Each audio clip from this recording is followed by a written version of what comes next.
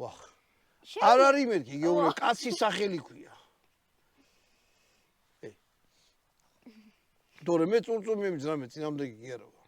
იმ კაცმა, ვისი ქუჩა სახელიც აქვია, დაიმსახურო ალბათ. შეიძლება ეხლა მე არ ვჭი დიდი საზოგადო მოღვაწე არის. მოკლედ ბატონო დავით, ეს ამბავი გავაკეთო და გადავიდეთ ჩვენ ძირითად იმაზე, რასაც ვიღებთ. საჭმლის კეთება როგორ არის? კარგი. შეიძლება გააკეთო რთული, ეს კარგად მაგარი იყო. შეიძლება გააკეთო რთული საჭმელი, ბევრი ინგრედიენტით.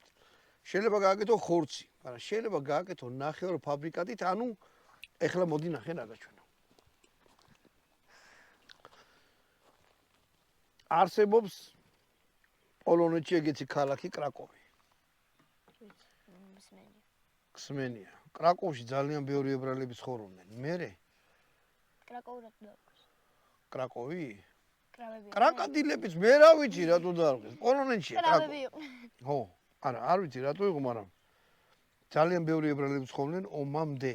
მერე გერმანელი ფაშისტები რო შევიდნენ, ამ ებრაელებს ცოტა ის მოუწყეს, რა ქვია რა. ცოტა კი არა, დახოცეს, ძალიან ბევრი დახოცეს, მაგრამ პოლონელებიც ბევრი ცხოვრობდნენ, ეხლა პოლონური ქალაქია. აი ესეთი ძეხვი არსებობს, ქვია კრაკოვული. კრაკავია კი რაღა. ეს არის გატარებული ხორცი, შეზავებული სხვადასხვა